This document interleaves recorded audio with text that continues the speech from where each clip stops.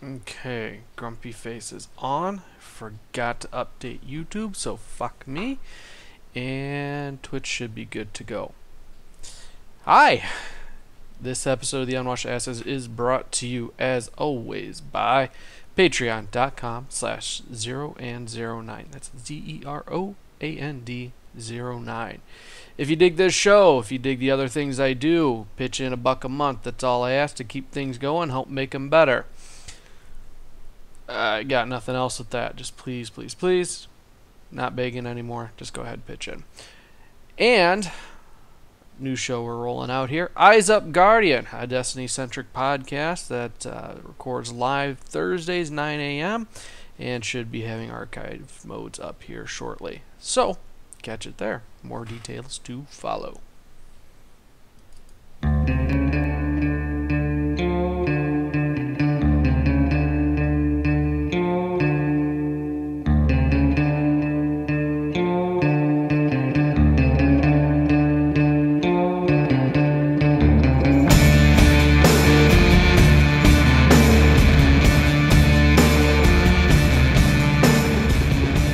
Oh boy. Oh boy. Oh boy, oh boy. Oh boy. Hi. Feels like we just recorded. I can't remember the last time I actually recorded, though. I'm pretty sure the last episode got out late, per usual. But by God, we're going to get that under control, and we're going to get shit done on time. So welcome to the Unwashed Asses, episode 29. Recorded Monday, September 4th, 2017. Almost said 18. Jumping the gun here. It's been a problem. I'm trying to jump the gun on a lot of things. Most specifically, Destiny is what I'm really itching to get right now. Destiny 2. We are a little over 24 hours away from release, September 6th. And I'm itching, raring to go. I'm devouring all things Destiny related, Destiny 2 related specifically. Been trolling through the subreddit and reading pretty much every article I can find and devouring all the info that's available to me. That kind of led to the creation of a little passion project. We'll see how short-lived it is or if it has legs. Plan going forward with it is that we're going to go ahead and just every week kind of cover the news. If there's no news, maybe delve into the lore of an area or character or specific event and just kind of keep that passion for Destiny going. Mostly I'm trying to exploit what I think is an empty market, because when I did try and find Destiny related podcasts, we have the one straight from Bungie. We have one from IGN that I didn't think was very good, and then of course the always fantastic My Name is Beef or Bife videos on YouTube, which are pretty much just straightforward lore breakdowns.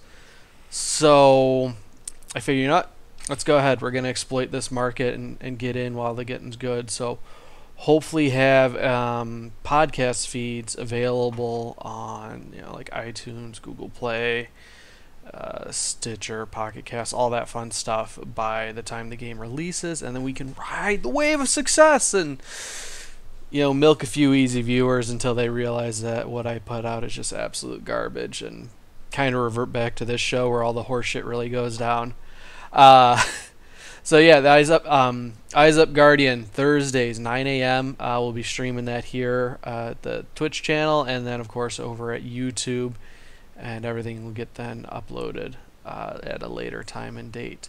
It's only about a half hour. I'm not going to do like a full-on hour because it's like how long was I bitching this summer? Like, I've got too much to do. I'm going to cancel the show, and then fall rolls around like, oh, I got a little bit extra time that I should be devoting to classwork, and like, no, fuck it. Let's make another podcast about a game that was super controversial, but now surprisingly everybody seems to be on board with.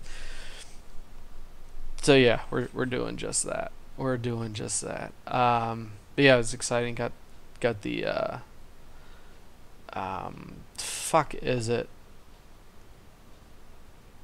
Cover art. That's it. Cover art done, and essentially setting up the basics and the background work. So what's been going on? Kind of got a short list of topics here as far as what I wanted to talk about. Really going to condense this first section into covering a lot of the little stuff, and then later on we're going to be delving into a few other things, specifically like WoW and questing with significant others, and then we're gonna break one of my taboos and cover a topic. We're gonna skirt the surface of one of the topics I said I would never ever talk about. So, was it last week or a couple weeks ago? I was driving through one of the towns I service, and you know how some folks get up in arms and have their panties in a bunch about political things, and that's one of the big reasons, if not the biggest reason, why I don't talk politics. And they'll sit up on a corner and they'll have a bunch of people handing out pamphlets or flyers, or they got a megaphone and they're bitching and moaning, and they've got their lawn chairs, and there's usually like some kind of weird ass display going on. In one town, it was always a group of people saying that Obama was the Antichrist and he's going to bring about the end of the world, and they would have this 6-foot tall picture of Obama with a little Hitler stash, and I'd see him week after week after week. And like, small town in the Midwest, it's not something you think would really pop up, but then again, it makes sense because small towns, Midwest, racist, holding firm to the GOP and things like that. Essentially just people being assholes. It doesn't matter if they're GOP, liberal, Democrat, somewhere in the middle. People are assholes. You know this, I know this, I preach it constantly. So it'd been a while since I've seen something like that, because again, small towns in the Midwest, it's not something that really pops up.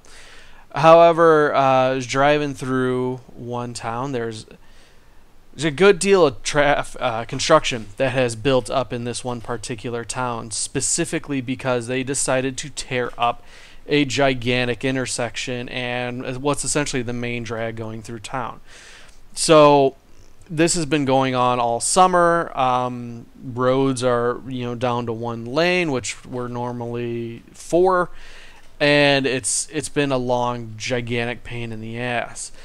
And so, honestly, if you think about it, oh, well, I want to set up a political protest or complain and, project my views and force them onto others. What better spot to do it than, in the middle of this gigantic construction zone where people are, A, going to have to slow down, and B, more often than not, sitting at a complete standstill looking at whatever propaganda it is you're trying to promote. Sure, you know what? Play the market. If you're spewing hate speech, or you got a super important opinion, or you just want to, ride the popularity of a certain video game and put out a subpar podcast that you can go download over at soundcloud.com/0109. Either way, you gotta capitalize, strike while the iron's hot, make hay while the sun shines, and so on and so forth. And that's exactly what this guy was doing. Which, more power to him in any other circumstance, except this time around, fella had himself let's paint the scene. Take a step back here. Old guy sitting in a lawn chair, probably 80 years old, and it was like gravity had become angry at him and was pushing him down into the ground.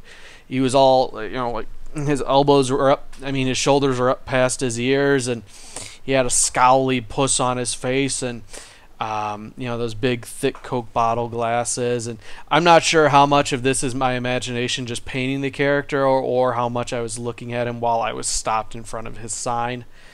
But the important thing is the sign here. It's not so much the old grumpy man, it's the sign itself. Because he's not sitting there with a megaphone yelling at everybody. He's not even talking. For all I know, he died and is sitting in that chair. He said, I'm going to die. So I'm going to make everybody else suffer with me and sit in this chair and hold up this gigantic poster and make everybody driving through this town look at this picture. So, sitting next to him is this gigantic billboard picture. It's probably, 6 foot tall, maybe 3 foot wide. And we'll play a guessing game here. We'll let the chat room and or you folks listening at home, we'll give you about 10 seconds here to kind of throw out some guesses. What is it that he has a picture of that he feels so important he needs to sit out and let the world know how irate he is about it? If I'd prepared for this, there'd be like some Jeopardy music, but we'll just put in some filler talk here. I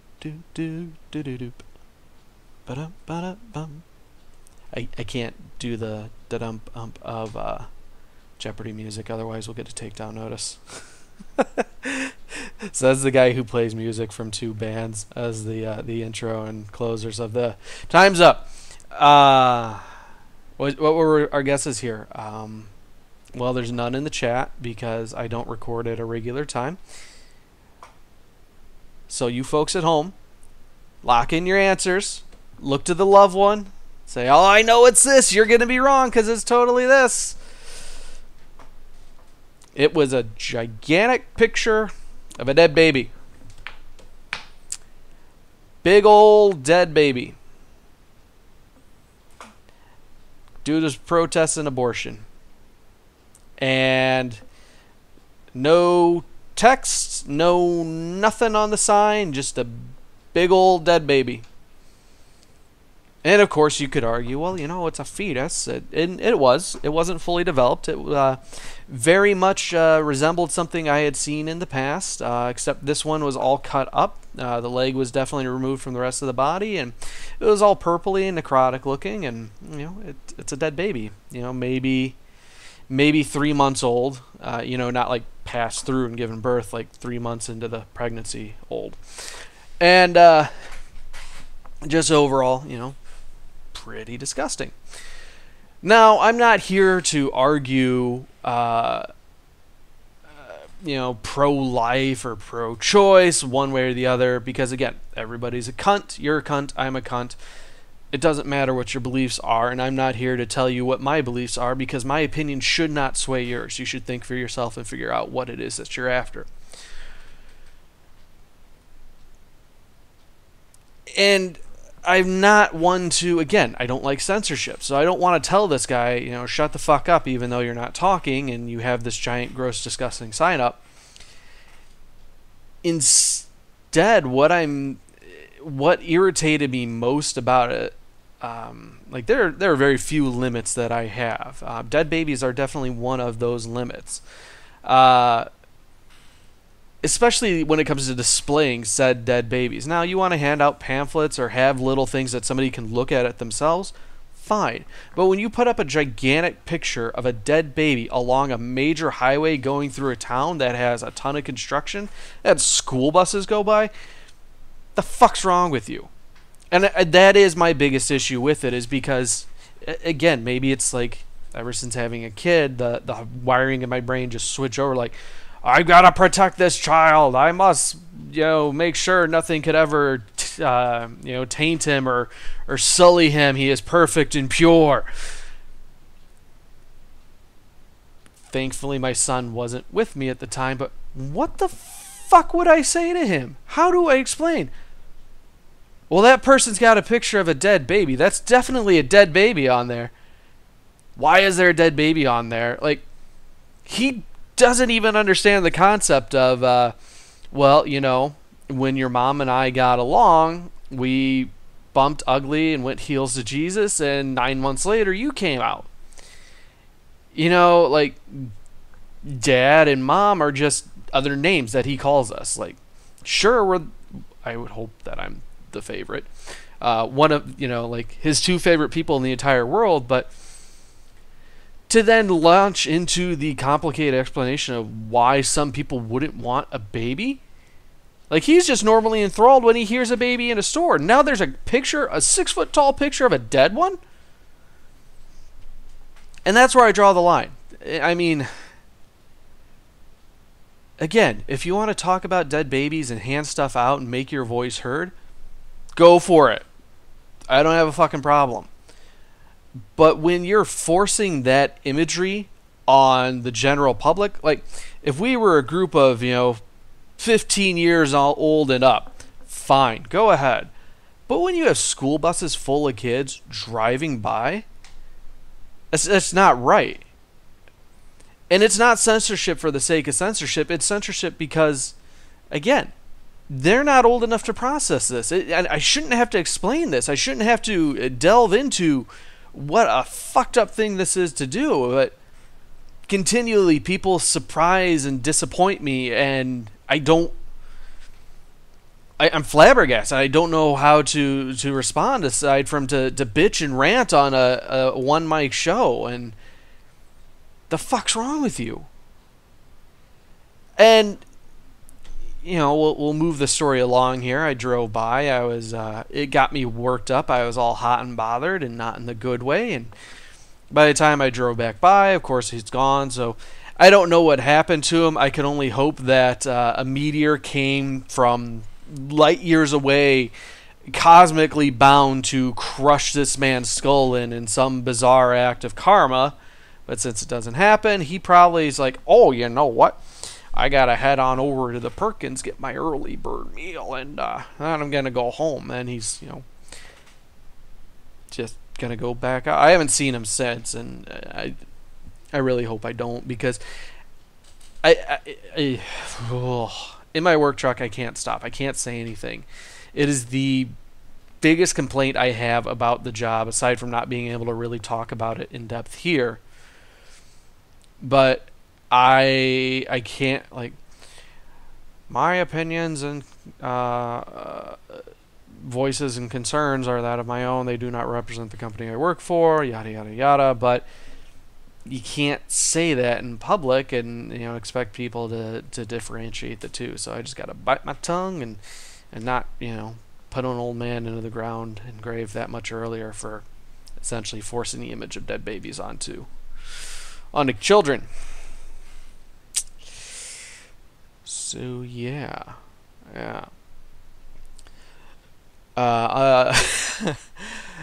Like, this is where we normally have the buffer music, but I gotta fill out some time here. So we're gonna transition awkwardly into. So today I'm hanging out and getting a drink at a store and sitting down and enjoying the short fucking break I had, because when you volunteer to work a holiday, usually it's pretty quiet. Not many people want somebody to come by on a holiday, but Labor Day isn't really like a real holiday. It's one of those bank holidays. So folks are home. They're willing to have a cable guy come by and fix their internet, because it's always the fucking internet that's broken. And so I'm sitting there drinking my drink, and in walks essentially,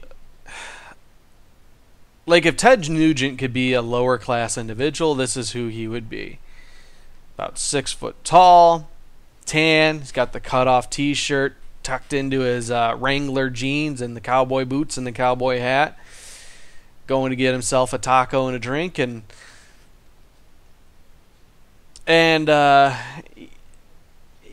it's the Midwest. You're gonna see this time and again, the fucking cowboys. Fucking cowboys. Except, this cowboy, when he goes down to sit and eat his food, he's got a phone that keeps going off incessantly. In fact, holy shit, now that it did. His phone, when it rang, it did that, where people program a song to play instead of a fucking ringtone because they need to make ringtones more annoying. It was Cat Scratch Fever that would play. And so he got to that pretty quick, but he had the volume way up. And I'm kind of the same way. I'm partially deaf, self-diagnosed, of course, because why go to the doctor and get shit really figured out? No.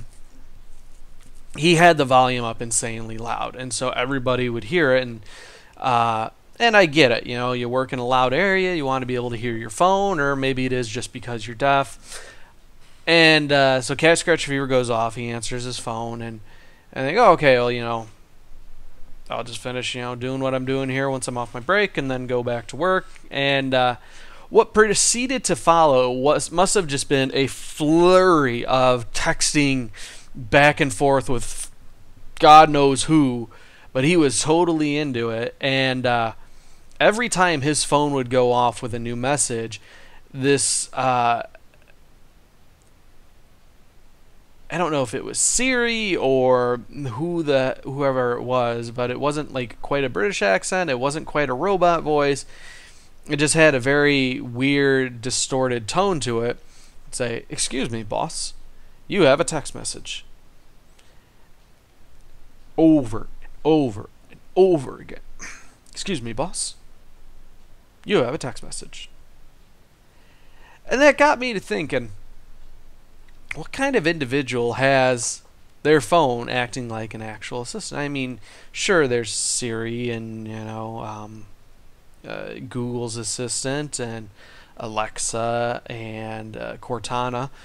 But who actually, sits and says, like, Cortana, schedule out a meeting for the 24th at 3 p.m. Or, hey, Siri, remind me of what I got going on. Or it's a thing of, we're not to that point yet where you can go, "Computer, yes?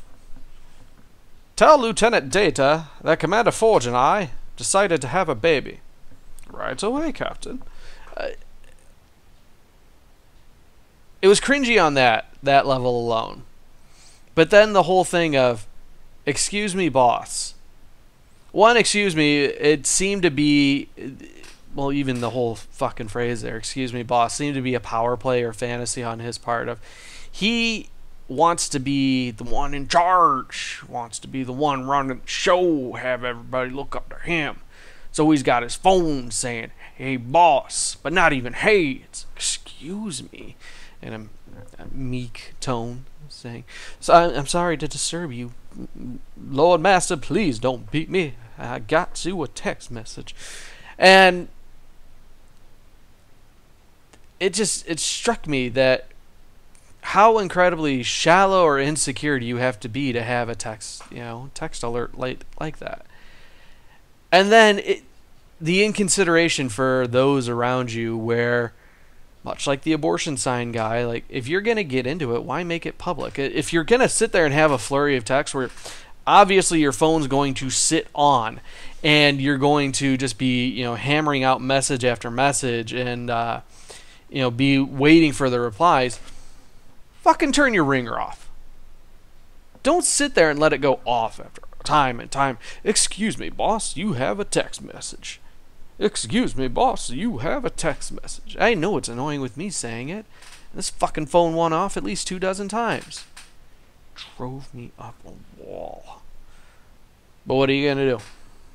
What are you going to do? Are you going to get up and slap the fucking burrito out of his hand and say, "Hey, mute your goddamn phone"? No, you're going to sit there like a little bitch, drink your drink, watch the clock, complain that your day just got fucked over a little bit more. "God shits in my cereal once again." And then, walk on out and bitch about it later.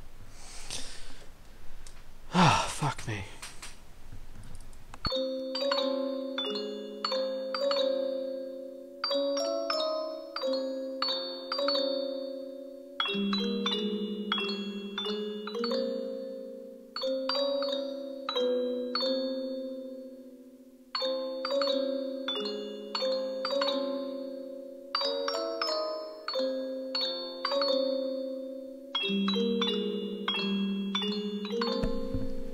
Alrighty.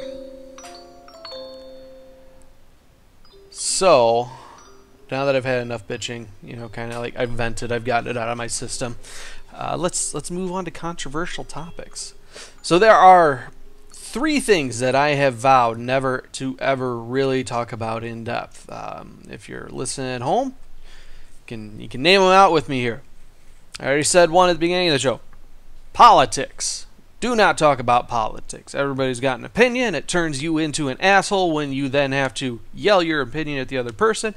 And in my personal experience, when you belittle other people for not aligning with your particular set of political beliefs. Sports, number 2. Never ever talk about fucking sports. C.1 about politics.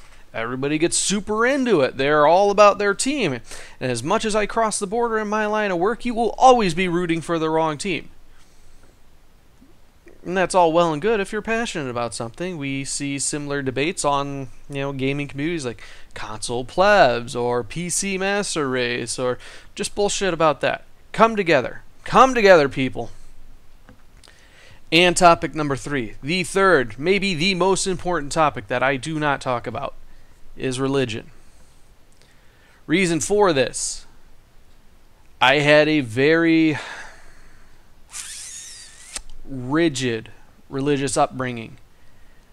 I had a falling out with said religious upbringing that cost me a great number of friends and personal relationships. I, for a very long time, harbored a lot of personal resentment and angst for said beliefs and structures, as most agnostics and or atheists do, and realized I could either be a dick about it or I could shut my fucking mouth and just move on. So I opted to do just that. Shut my fucking mouth and move on. Now, is it hard at times? Yeah. Yeah, because I am in the firm believer that you know what? We're not going to go into it. We're not going to fucking go into it. I just know that I'm angsty. I have reason to be angsty, and I try to be a better person by not dwelling on it. So, politics, sports, and religion. We do not talk about that. So, recently, when browsing Imager, Reddit, as I'm wont to do, instead of being productive, a little thread came on up talking about King James I. You may know him as the fella who had probably the most prevalent translation of the Bible put out, the King James Version. A lot of faiths go ahead and refer to this Bible as the de facto, know-all, be-all, end-all version of the Bible. It was the one that my particular faith used. It's the one I'm most familiar with. Now, I'm not here to debate legitimacy, what's in it, or why it's better than the others, if it is even better indeed. Instead, we're going to talk about the man himself, the guy who behind getting this translation out, and more specifically, his personal relationships. The reason for this, as many of the threads were pointing out and were so keen to by angsty atheists and or agnostic individuals, King James loved the dick. Loved the dick. Now, if you came at it from the direction that I did when I initially read the story and before I did some fact checking, then you'd think, oh, well, this is a great way to stick it to all the Christians who made me feel like a big old piece of shit. And you'd be right. You'd be right. That was definitely the first impulse and the thought, like, oh, you know what? I should post a link to this on Facebook, drop this fucking bomb, and walk away from it. And it's petty, and it's little, and it's not the right thing to do, because we shouldn't let religion divide us. Again, you're a piece of shit, I'm a piece of shit. Let's all come together, be pieces of shit together, but be better than other pieces of shit. And so, as I started reading up on this, this individual here, I got to delve into, again, it's mostly his personal relationships. So, I didn't get into policies, political beliefs, things like that. But what it showed me was that the individual himself, it didn't matter that he was responsible for, putting this book together that many people believe in and look to for spiritual guidance. Instead, it became like a weird, fucked up episode of Jersey Shore meets Game of Thrones meets Real Housewives. Because holy shit, is it so much more than James the First loved the dick. It's James the First built people up and then burned their asses for wanting to be with them, and then having them spurn his affection. So we're just going to be pulling a lot of this from Wikipedia, as many people are able to go in and edit it, so take whatever I say with a grain of salt. Whether it's true, whether it's false, it is a fantastic read. I highly recommend it. But what we're going to do, we're going to go over the cliff notes of James the First, his personal relationships, and it kind of delve into this, and hopefully, kind of like the Tudors or the young Pope or any other religious, or not religious, historical based show. I would love to see this come to fruition. So James the First was the son of Henry Stuart, Lord Darnley, and Mary, Queen of Scots. Mary, Queen of Scots is a pretty big name. It was definitely the first one that jumped out to me. His mother was forced to flee when she married the suspected murderer of his father. Again, Henry Stuart, Lord Darnley. She married the murderer, James Hepburn, 4th Earl of Bothwell. His maternal grandparents died before he was born. His paternal grandfather was killed in a skirmish while he was still a boy. James, not his grandfather. Little weird writing there. And his paternal grandmother lived in England. He had no siblings. No siblings. This was a boy on his own. A boy who grew up loving the dick.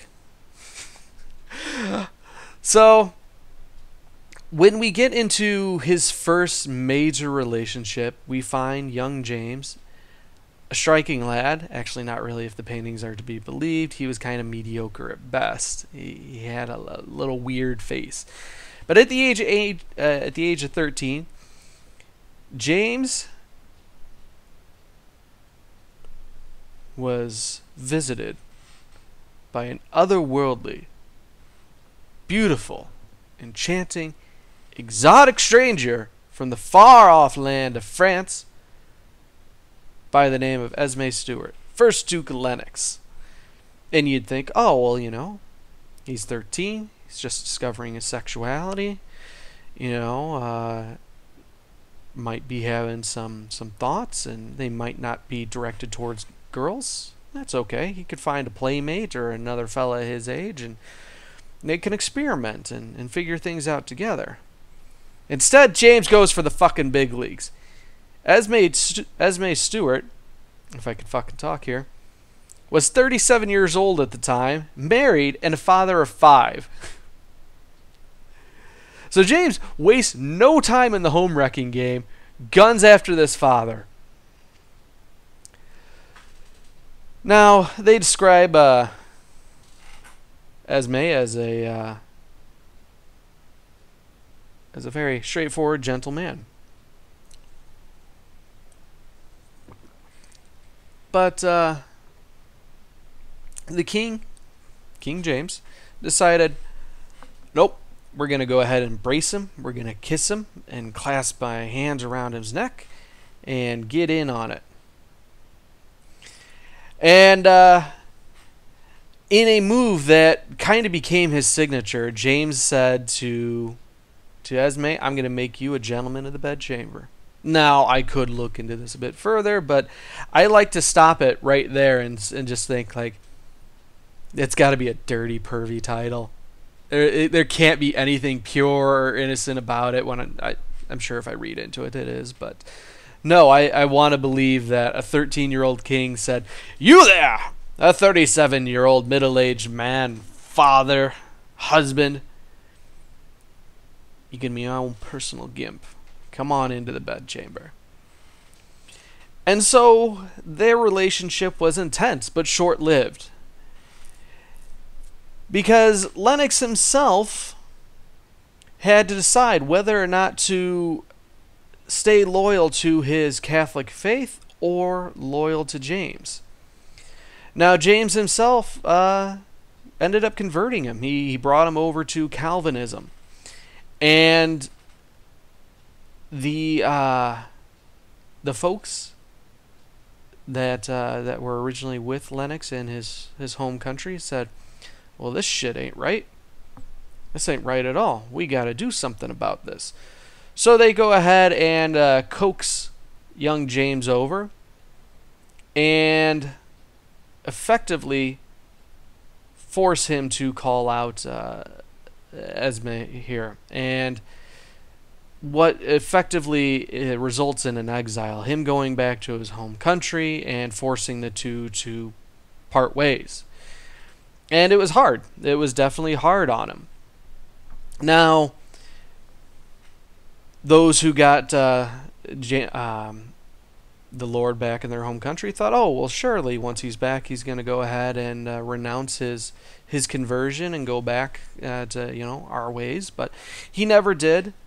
He remained a Presbyterian and died shortly thereafter going home. And in a true mark of love, a true show that never really happens, it's a real fucking Romeo move here, he leaves James his embalmed heart. Like, seriously, how good was James's game at 13? I was just discovering how my dick worked, that you could get it to stand up if you rubbed it the right way, like a fucking magic lamp. Instead, James is seducing a fucking full-grown man, a father, and a husband, to the point that when James gets kidnapped and is forced to forge a letter, essentially renouncing Lennox and telling him to go away, Lennox is so heartbroken about it, he dies shortly thereafter and then sends him his embalmed heart.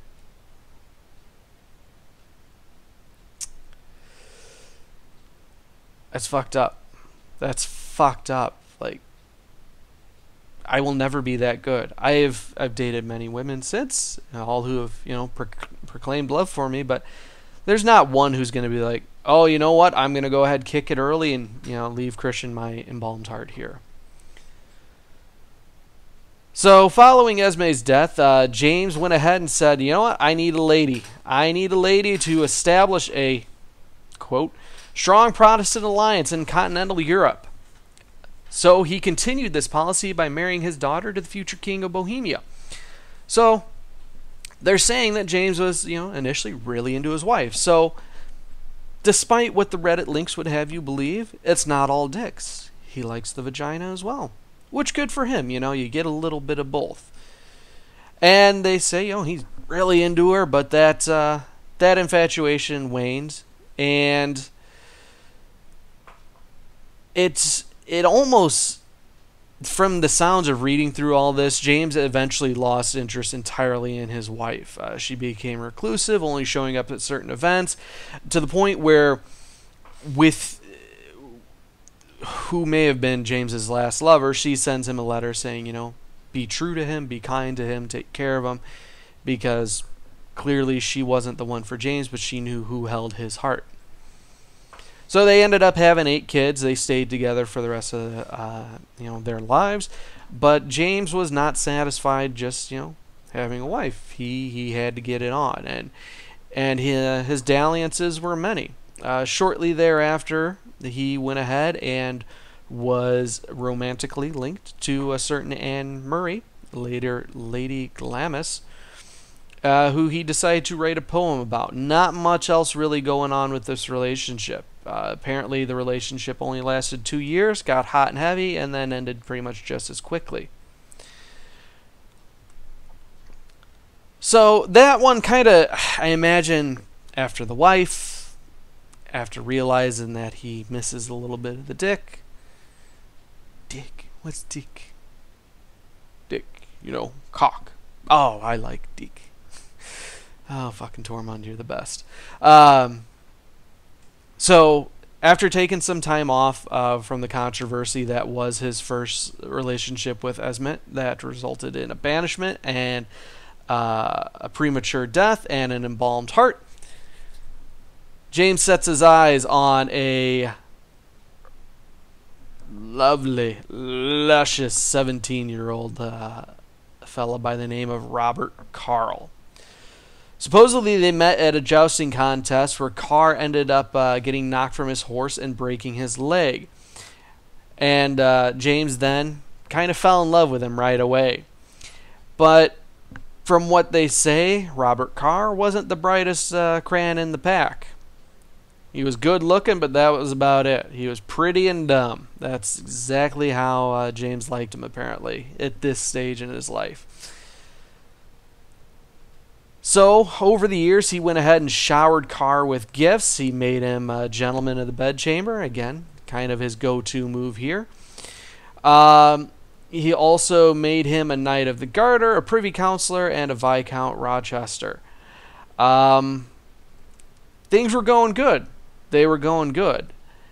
But eventually, Robert meets a lovely young lady by the name of Frances Howard, which wouldn't be, terrible, except Frances was married. So, wanting to keep his lover pleased, James goes and sets up a court of bishops that allow her to divorce her current husband and then marry Robert. Robert being Rochester. So as a wedding present, James then converted Robert Carr. He gave him the title of Earl of Somerset. So, a little bit later on, they had a falling out, as you would expect there to be. Take into account here, James has been married. He has children. Effectively, Robert is his trophy wife. He is his fuck toy. He's the one he goes to for fun. And Robert, I'm not entirely convinced, was after the same thing that James was. It seems, again, previous to this relationship, anybody that had gotten involved with James ended up getting quite a few promotions. Getting a little bit of titles, some riches, some land out of it.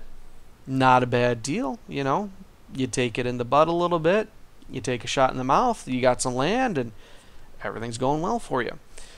And it seems that Robert was going down this career path. He wasn't necessarily in love with James, didn't necessarily want a lasting relationship, but he wanted all the nice things that came with that. And so when the time came that he had a wife and was happy and had everything that he was kind of after, decided to break it off with James. And James, he did not take this well. So in a series of letters, James complained that Robert had been, quote, creeping back and withdrawing yourself from lying in my chamber, notwithstanding my many 100 times earnest soliciting you to the contrary, and that he rebuked James more sharply and bitterly than ever my master Buchanan durst do. So James is getting upset. It's getting upset. He took this handsome, dumb, imbecile, beautiful Robert Carr, a boy who had broken his leg, was wounded and hurt. James took him in, nursed him back to health, gave him all that he could ever want. And how does Robert repay him? By not giving up that ass. The fuck, Robert? So, at this point, some information came to light. It appears that Robert's new wife, again, she had been married previously, had poisoned Robert's best friend, Sir Thomas Overbury. Had poisoned him because he opposed the marriage. So at this time, James goes and exploits this information and force them to go to trial for it. Now, again, this was a relationship where he had brought him riches, gave him titles, gave him land, and much as, Rachel's saying here in the chat, nobody says no to the king. So when you say no to the king, James gets upset. He says, much like my mom used to say as I grew up, I made you, I can unmake you. So during the trial, Robert had tried to blackmail James, saying, hey, if this shit goes too far, I'm going to come out. I'm going to say, we've been doing stuff together. So James ups the ante, because while from what I understand, it was kind of an open secret what was going on, James was very vocal in the sense that sodomy is one of the great sins. It's something that cannot be pardoned. It is an awful, heinous act. So you can't really be a hypocrite, at least not admit being a hypocrite. So James then goes and has two men sitting by Robert during the trial, preparing to gag him should he start talking. But Robert had a bit of honor, I guess you'd call it honor, decides, I'm not going to talk. His wife ended up confessing, though, and both were sentenced to death. But it seems that James kind of got what he wanted out of it, which was essentially putting Robert in place and letting him who ran the ship, who was in charge. So he went ahead and imprisoned them in the tower for 7 years, and then pardoned them and allowed them to retire to a country estate. All in all, kind of a raw deal, but there had to be some type of retribution because, again, you don't say no to the king. So this brings us to the last and potentially the most prominent of James's lovers, male lovers, which was George VA, the son of a knight. Now, they apparently met in 1614, around the time that everything was going to hell with Robert Carr. So, much like Anne Marie and Anne of Denmark, it seems that James wasn't immune to a rebound. But he apparently tried to make his rebounds work, which I guess is commendable. So when things are going, south with Robert, he meets Buckingham, or George VA, the first Duke of Buckingham, who was described as exceptionally handsome, intelligent, and honest. So already he has got a couple legs up on Robert. Not only is he handsome, he's super smart, tells the truth. So James, doing his typical power play move, goes ahead and knights him, elevates him to dukedom as the pre-mentioned Duke of Buckingham. But this was in a sequence of events where he became a Knight of the Garter, Viscount Valier, and Earl of Buckingham, then Marquis of Buckingham. So he got quite a few titles. He got pumped up in status.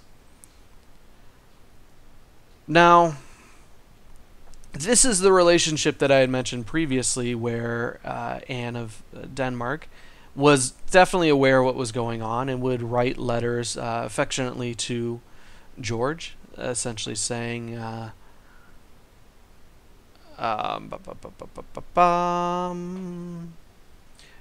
essentially begging him to always be true to her husband, which I guess in a weird fucked up way is kind of sweet. It's really, it's a raw deal for her. My heart weeps. It breaks in the way that an empty black void can break. But these two they were the real deal. And apparently James became a little more blunt in in the presentation of their relationship, and compared it to Jesus' love of John. Quoting here, I, James, am neither a god nor an angel, but a man like any other. Therefore I act like a man and confess to loving those dear to me more than other men. You may be sure that I love the Earl of Buckingham more than anyone else, and more than you who are here assembled. I wish to speak in my own behalf, and to not have it thought to be a defect. For Jesus Christ did the same, and therefore I cannot be blamed. Christ had John, and I have George. Which, again, without putting religious spin on it here, is a weird roundabout way of saying, well, Jesus might have liked the dick too. He might have been telling John to part that ass like the Red Sea. Might have. These are his words, not mine. And it is just the audacity of that statement alone by the guy who is in charge of having the Bible translated. A man who reportedly at 8 years old could verbally translate the Bible from Latin to French to English. No doubt a genius, and no doubt a man who changed the course of history. But why have I never heard about this shit? Why was this never brought up? Is it a bit of hypocrisy? Is it people not wanting to accept that things, what they were, or the source of what it is that they go to worship? Or is it what I hope, where it doesn't matter who wrote it, what was going on previously, only the content? I sincerely hope for the latter, but I definitely have doubts. Now, kind of wrapping it up here, during the restoration of a hall in which they lived between 2004 and 2008, a previously unknown passage was discovered, linking the bedchambers of James and his favorite, George V.A. Now, if that's not love, I don't know what is, but how would George feel about, James having the heart of a previous lover, a previous conquest sitting on his desk? Does he look at it as like stiff competition, or is he okay because that guy's dead, it's okay? And did he live in fear of saying no to the king like Robert did, and wondering what may happen to him and just kind of roll with it? I don't know. But the way they phrase it here is at the end they died side by side. It was only a few years after their meeting and them getting into it that they died together, which is sweet, kind of like The Notebook, without the the fuck is it? You'd think I would remember what the hell it's called. Not Lou Gehrig's disease, Alzheimer's. Without the Alzheimer's. Instead, more weird, like covering up, like the king likes it in the butt, but don't tell anybody. Even though there were songs and poems about it, about the King of England fucking the Duke of Buckingham. So again, I looked at it as, here's my opportunity to be a spiteful little bitch and throw it in the face of what few religious friends and family I have remaining. But that wouldn't make me any better than the people I despise that do that type of shit. Instead, I got a delightful story full of love and betrayal and heartache and hope and just outright sassy bitchiness from King James. Like, seriously, how could you not envision this as a Real Housewives of England, where we got sassy bitch James getting told off by Robert, and then effectively like, oh shit, we gotta go into CSI mode and find what the fuck he's been up to so we can hold it against his ass. And not even for the sake of like harming him, but like, again, holding that over his head. I loved it. I loved it. And holy shit, that ate up a lot more time than I thought it was going to. So, no third segment then, I guess. We'll hold on to that little tidbit for next week. So, you can definitely ignore that because I played the wrong clip here. You can check out the show Mondays at 9 p.m. Central over at twitch.tv/0and09. Again, if you dig what I do, then go on over to patreon.com/0and09 and pitch in $1.